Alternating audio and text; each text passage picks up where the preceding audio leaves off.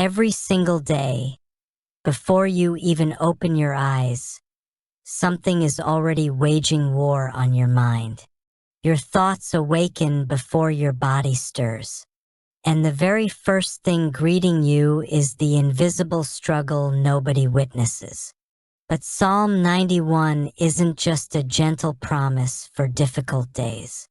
It is a spiritual fortress, a declaration of authority, a battle cry, a testament to who fights for you when the world feels like it's crumbling around you. David didn't pen these words during a season of ease. He wasn't relaxing in comfort with everything resolved, casually recording inspirational thoughts. No, he crafted these verses while danger pressed in from every side, while enemies plotted his destruction, while allies turned their backs, and while survival demanded constant vigilance. Yet right there in that turmoil, he declared, "The Lord is my light and my salvation. Whom shall I fear?" Psalm 27 verse 1. That wasn't pride speaking. It wasn't naive optimism. It was conviction forged in fire. It was faith hammered into shape by trial. Because when everything around you becomes uncertain, Psalm 27 anchors you to a reality your circumstances want you to forget. Your power never originated from what's visible. It flows from who stands with you. Fear speaks first, and it speaks early.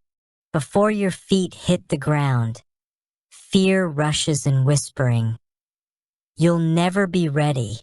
This situation won't improve. God has stopped caring.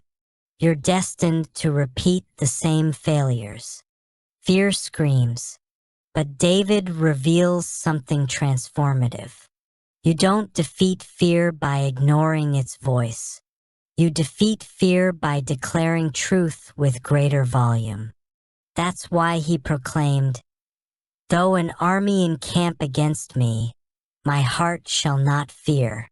Psalm 27 verse 3. That's not avoidance. That's resistance. David rejected fear's authority over his reality. He refused to let problems determine his posture. He selected faith as his foundation. And that decision transformed everything he saw. And here's the hidden power within Psalm 27 that countless people overlook. Psalm 27 isn't merely about divine protection. It's about transformed vision. Because the instant you shift from fixating on everything attacking you to recognizing the God dwelling inside you, fear releases its stranglehold. Worry surrenders its control, and shadows lose their territory. Trusting God's process. One of the most challenging verses in this entire passage is simultaneously the one we desperately need. Wait for the Lord. Be strong. Take heart. And wait for the Lord. Psalm 27 verse 14. Waiting feels like stagnation. Waiting feels like prayers bouncing off the ceiling and miracles stuck in transit. Waiting feels like being invisible to heaven. But waiting isn't abandonment. It's development. God accomplishes some of his most critical work in seasons that appear silent. David didn't speak these words from safety. He wasn't waiting in luxury. He waited in wilderness caves, in constant uncertainty, gripped by fear. He waited while running for his life. He waited while feeling overlooked by heaven. He waited when the promise felt impossibly distant. Yet still, he declared, "I will wait for the Lord," because faith isn't validated when the answer materializes. Faith is validated during the wait before manifestation. Some of you occupy that exact space right now. You've prayed relentlessly. You've wept privately. You've done everything correctly. But heaven seems unreachable. Hear this truth. God's silence doesn't equal God's absence. He's constructing something within you that the coming blessing will demand. Resilience, wisdom, endurance, discernment, unbreakable trust. When God postpones something, it's never because you lack value. It's because He's fortifying you to handle what you requested without collapsing under its weight. Peace in the chaos. Another revelation David unveils is this. Peace doesn't arrive when trouble ceases. Peace arrives when God enters the trouble with you. David proclaimed, "For in the day of trouble, He will keep me safe in His dwelling." Psalm 27 verse 5. David grasped something we constantly forget. God doesn't always eliminate the battle. Sometimes He empowers you to navigate through it unscathed. You don't require external calm to maintain internal peace, because peace isn't the elimination of crisis. Peace is the byproduct of trust.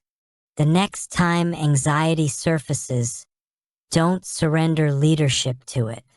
Don't allow it to dictate your emotions or derail your day. Counter it with conviction. Speak with authority. The Lord is my light and my salvation. Whom shall I fear? Speak it again.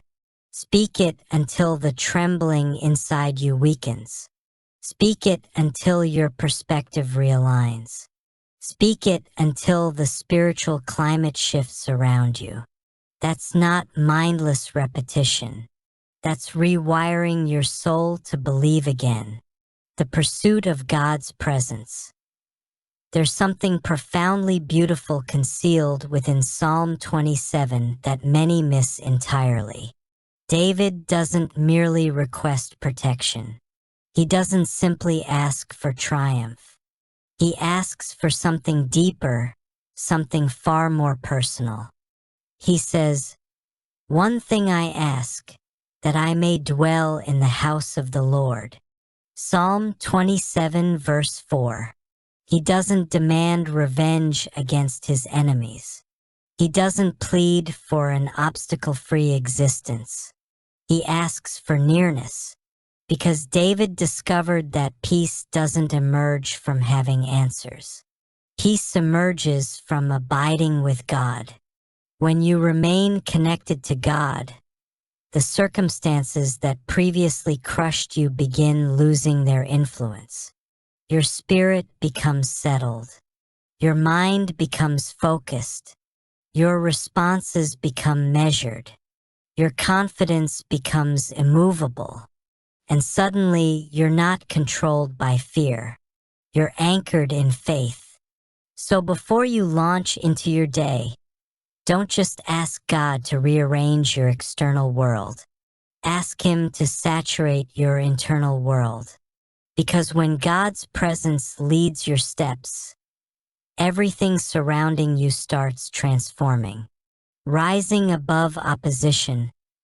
Psalm 27 verse 6 declares, "Then my head will be exalted above the enemies who surround me. At His sacred tent, I will sacrifice with shouts of joy. I will sing and make music to the Lord." This isn't merely describing victory. It's describing elevation, advancement, God positioning you where darkness cannot access you. When David said, "My head will be lifted above my enemies," he wasn't expressing arrogance or superiority. He was describing perspective shift. Because when God raises your head, He raises your vision. He elevates you to a dimension where what once paralyzed you can no longer control you. Your threats may circle you. Stress, anxiety, uncertainty, disappointment, trauma. But David reminds you that God encircles your threats. And when God intervenes, he doesn't merely defend you. He promotes you. That's what light conquering darkness truly means here. Not merely escaping crisis, but transcending it. Not merely enduring the assault, but emerging higher because of it. And notice David's immediate response. He worships. I will sacrifice with shouts of joy. Joy becomes his arsenal. Praise becomes his defense. Worship becomes his warfare. Because darkness crumbles when you worship amid conflict. When you offer God praise before seeing results, you announce to the enemy, you cannot dictate my spirit. You cannot silence my voice. You cannot steal my joy. Worship shifts atmospheres. Worship elevates your thinking. Worship lifts your soul beyond fear's grasp. That's why the verse concludes with, I will sing and make music to the Lord. Praise isn't a response. It's a tactic. It's what repels darkness. It's what alters the spiritual environment surrounding you. It's what floods light into every shadow attempting to consume you. Psalm 27 verse 6 teaches us this undeniable truth. When God lifts your head, darkness loses its grip. When you lift your voice, darkness loses its ground. So if you feel cornered today, lift your head, lift your voice, lift your worship, because God is elevating you above everything attempting to drag you down.